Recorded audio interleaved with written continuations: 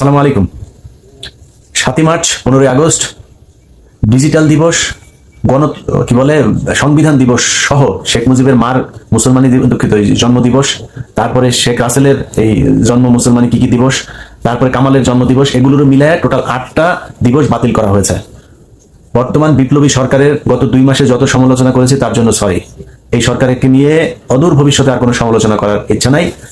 এটাই চেয়েছিলাম, বাংলাদেশের মানুষ এইটাই চায়। এই 2-4 জন কুকুরের মতো ঘেউ ঘেউ করছে 7ই মার্চ, তাদের রক্তের সম্পর্ক, এদের কথা ভুলে যান। এই কুকুরগুলো হচ্ছে শেখ হাসিনা এখন টাকা দেয়, একজনের 2000-5000 করে টাকা দেয়।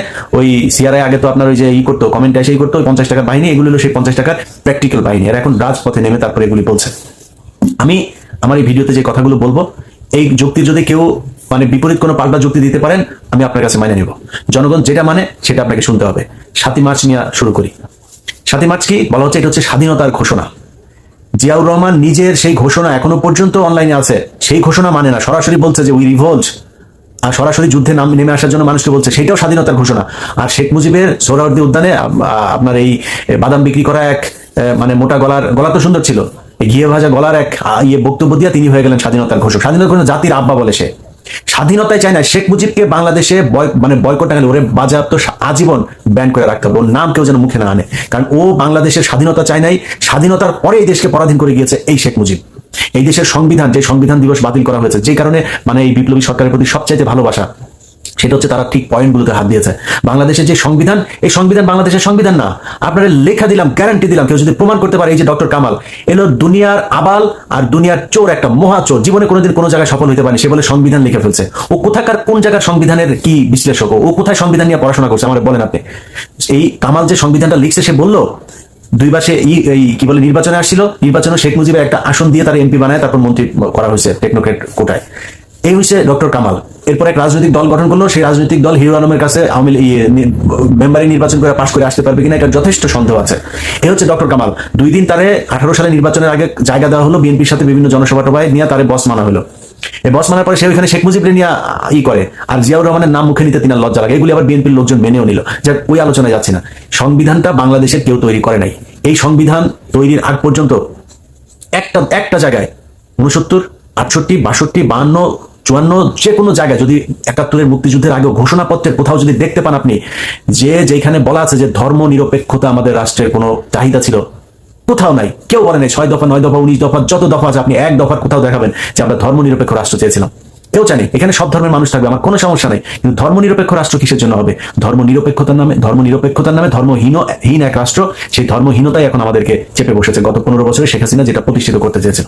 কংগ্রেসের যে 4 মূলনীতি, সেই 4 মূলনীতি দিয়ে আমাদের সংবিধান রচনা করে দিয়ে বলেছে এটাই আমাদের সংবিধান। এটা বাংলাদেশের সংবিধান না, ভারত এই সংবিধান এই শেখ মুজিব যখন লন্ডন থেকে বাংলাদেশে আসে তার হাতে ধরিয়ে দিয়েছে, সে সেটা বাংলাদেশে বাস্তবায়ন করেছে।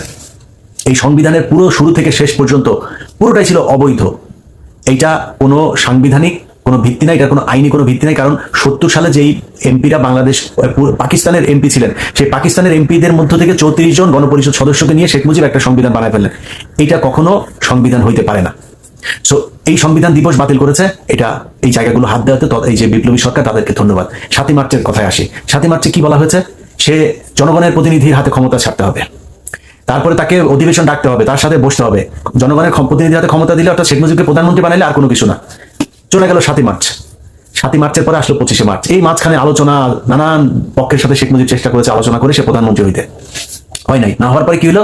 25শে মার্চ একটা গ্যাঞ্জাম হইলো। সেই গ্যাঞ্জাম হওয়ার পরে শেখ মুজিব স্ত্রীর কাপড় চোপড় ইস্ত্রি করে পাকিস্তানের আর্মির জন্য অপেক্ষায় থাকলেন যে আর্মি আসবে আর তিনি তাদের হেলিকপ্টারে করে তারপরে পশ্চিম পাকিস্তানে চলে যাবেন। তিনি চলে গেলেন, তার জন্য ফ্লাইট রেডি, তিনি চলে গেছেন আপনার পশ্চিম পাকিস্তানে। যাওয়ার আগে কি হলো? যাওয়ার আগে তার বাসায় গেল এই তাজউদ্দিন আহমেদ, তারপরে তার সাথে আরো কয়েকজন, যাদের কিনা তার কথা ছিল যে করার একসাথে আত্মগোপনে যাওয়ার, সেখান থেকে তারা গেরিলা যুদ্ধ পরিচালনা করবে। সেই যুদ্ধ হইল না। কেন হইল না? এর কারণ হচ্ছে শেখ মুজিবের একটা ঘোষণা দেওয়ার কথা ছিল, তাদের সাথে না যেয়ে সে বললো আমি চলে যাবো। ওকে তখন তারা বললো আপনি তারা একটা ঘোষণা দিয়ে যান। তারা টেপ রেকর্ডার নিয়ে গিয়েছে। টেপ রেকর্ডার শেখ মুজিবকে যখন বলা হলো, শেখ মুজিব বললো যে না, আমি এই ঘোষণা দেবো না, এই ঘোষণা দেওয়া যাবে না। তখন বললো আমরা লিখে এনেছি, আপনি লিখিতটা করেন। তো এই লিখিতটা সে আপনার ওর কাছে সিগনেচার নিতে চাইলো। সে বললো না, আমি এটা সাইন করবো না, সাইন করলে পাকিস্তান সরকার আমার রাষ্ট্রদ্রোহী হিসাবে তখন ফাঁসি দিয়ে মারবে। আচ্ছা, এই যে কথাটুকু এই যে বললাম, এই আমার এই লাস্টের 30 সেকেন্ডের যে কথাটুকু বললাম, এই কথাটুকু আমার কথা না কিন্তু, এই যেটুকু কথা বললাম 27 তারিখের আগে, ওই যে রাতে সে যে রেকর্ড দিতে চায় না, সাইন করতে চায় না, এই সব তাজউদ্দিন আহমেদের কথা। তার মেয়ে তার বইতেই লেখাগুলো লিখেছে। জান, তাজউদ্দিন আহমেদ নেতা ও পিতা বই পড়ে দেখেন, সম্ভবত 145 নম্বর পাতায় আছে। সো এই শেখ মুজিব তাজউদ্দিন আহমেদকে বলো, তাজউদ্দিন বেশি কথা বলো না, বাড়িতে যাও, নাকে তেল দিয়া ঘুমাও, 27 তারিখ হরতাল। এই যেটা বললাম এইটাও তাজউদ্দিন আহমেদ বলেছেন, তার মেয়ে তার বইতে সেই কথাটা লিখেছেন যে নাকে কোট আনকোট, নাকে তেল দিয়ে গিয়ে ঘুমাও, 27 তারিখ হরতাল। এটা হচ্ছে শেখ মুজিবের কথা। এই কথা বলে তারপরে তিনি চলে গেলেন পাকিস্তানিদের সাথে, পাঞ্জাবি ইস্ত্রি করা পাঞ্জাবি বাক্স টাক্স নিয়ে চলে গেলেন। জামাই বাবুর মতো জামাই আদরে থাকে, তারে নিয়ে বলে পাকিস্তানে নিয়ে নাকি কবর টবর খুঁড়ছে, এই সেই নানান ধরনের গাঁজাখুরি গল্প টল্প সাজায় তারপর পাকিস্তানিদের হয়ে আবার তিনি চলে গেলেন লন্ডনে। লন্ডন থেকে সেখানে আসার পথে তিনি বাংলাদেশে তখন আবার ইন্ডিয়ার কোরামে ঢুকা, তখন আবার তিনি ইন্ডিয়াপন্থী। সো এই বদমাইশ ছিল বেসিক্যালি একটা ক্ষমতা লোভী। ক্ষমতার জন্য সে সবকিছু করতে পারতো। এই সোহরাওয়ার্দী সহ শেরে বাংলা সহ নানান এখানকার যত নেতারা ছিল সবাই মিলে তাকে বলা হলো যে আমরা পশ্চিম পাকিস্তানিদের সাথে মিশবো না। সে যায় গোপনে 4 দিনের পর চূড়ায় মঞ্চে হয়ে গেল। আপনারা শেখ মুজিব সম্পর্কে এখন যে যত কথাই সুন্দর করে বলেন, এটা তো আমি অন্তত শুনবো না। আমার এই ইউটিউব চ্যানেলে 5-6টা ভলিউম আছে, ওইখানে দেখেন, আমার নিজের কথা না, ওইখানে বইগুলো লেখা আছে, কার কার বই। আপনি ছোট লেখকের মধ্যে যদি বলেন যারা এখন জীবিত আছে, যারা মানতে না মানতে চান, তোফায়েল আহমেদ, আচ্ছা মনসুর আহমেদ, তারপরে আতাউর রহমান খান, তারপরে এই ইয়ের কি বলে তাজউদ্দিন আহমেদের মেয়ের, এইসব বইটিগুলি পড়েন।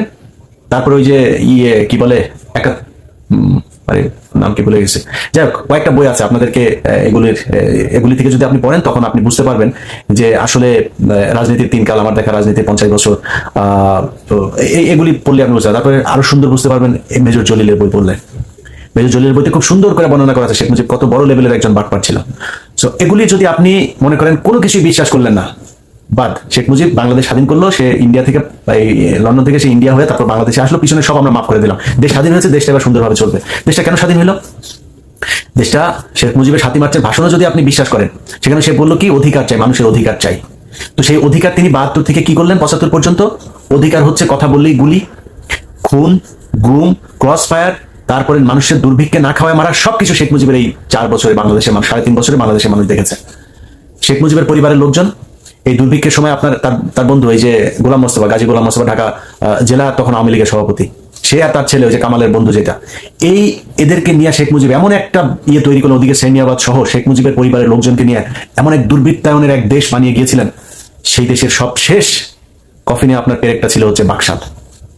যে ব্যক্তি বাকশালের মতো কোনো রাজনীতি চলবে না, সব দল বাদ দিয়া শুধু ওনার একটা দল থাকবে, এক নেতা এক দেশ, শেখ মুজিবের বাংলাদেশ, এটা ছিল তাদের এই বাকশালের আপনার স্লোগান।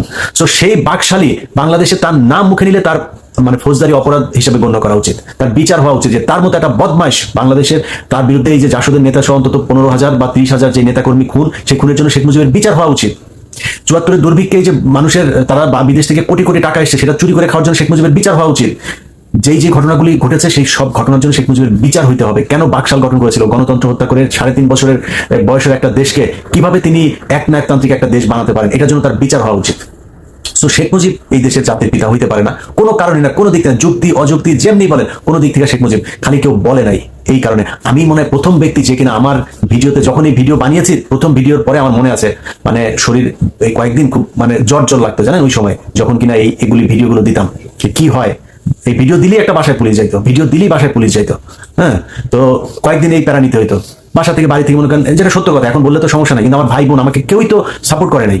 তারা সবাই এটা যখনই করতাম এটা নিয়ে বকাবকি করতো, তাদের সাথে এমন এক ভিডিও দেওয়ার পরে আর দেশ থেকে কেউ ফোন দিলে 3-4 দিন ফোন রিসিভ করতাম না, কারণ জানি যে ফোন দিয়ে এখন বকাবকি করবে। তো তাদের উপর দিয়ে প্রেশার গুলো গিয়েছে, এই প্রেশার নিয়ে তারপরে এই ভিডিওগুলো করতে হয়েছে। ভিডিওগুলো দেখেন, সেখানে শেখ মুজিব কত বড় মাপের একটা বদমাইশ, এটা সেখান থেকে বুঝি। আমি এমনিতে তার সাথে আমার ব্যক্তিগত সমস্যা নাই, না আওয়ামী লীগকে কেন ঘৃণা করি, কারণ এই কারণে শেখ মুজিব কখনো পাকিস্তানের কখনো ভারতের, যখন যার পক্ষে তার সুবিধা এসেছে তখন সেটা করেছে। অতএব শেখ মুজিবকে বাংলাদেশে ব্যান করতে হবে। আমি মনে করি আসিফ মাহমুদ তিনি যে ফেসবুকে যে পোস্ট করেছেন, আসিফ নাহিদ আপনাদের কাছে অন্তত এইটুকু প্রত্যাশা, বাংলাদেশের মানুষ আপনারা সরাসরি এই যারা রক্ত দিয়েছে তাদের ওইখান থেকে, ওই আস্থা থেকে আপনারা উঠে এসেছেন, আপনাদের কাছে অনুরোধ এই খেলাধুলা এগুলির পাশাপাশি রেখে আপনারা এই সংস্কারটার দিকেই নজর দিবেন। আপনাদের সাথে বাংলাদেশের মানুষ আছে। 15ই আগস্ট না শুধু, আমি মনে করি এই 16ই ডিসেম্বর, যেটাকে ভারত তাদের বিজয় দিবস হিসাবে পালন করে, আমাদের যদি বিজয় দিবস পরিবর্তন করার সুযোগ থাকে, যে 16 ডিসেম্বরে সেখানে পাকিস্তানি বাহিনী ভারতীয় বাহিনীর কাছে লিখে দিয়ে যাচ্ছে বাংলাদেশ, এটার নাম স্বাধীনতা না, এটা আমাদের বিজয় না, আমাদের বিজয় ওই দিন হয়নি। বিজয় যদি হয়ে থাকে তাহলে এই 5ই আগস্টকে আপনারা বিজয় দিবস হিসাবে ঘোষণা করেন। এটা আমাদের বিজয় দিবস, আসল বিজয় হয়েছে আমাদের এই 5ই আগস্ট। তো বিজয় দিবসটা এটা করা যায় কিনা, এটা আপনাদের কাছে একটা অনুরোধ থাকলো, পরামর্শ থাকলো। আর যারা এটা নিয়ে ব্যাপক কথাবার্তা বলছেন, এদের থেকে এত নজর দেওয়ার কিছু নাই।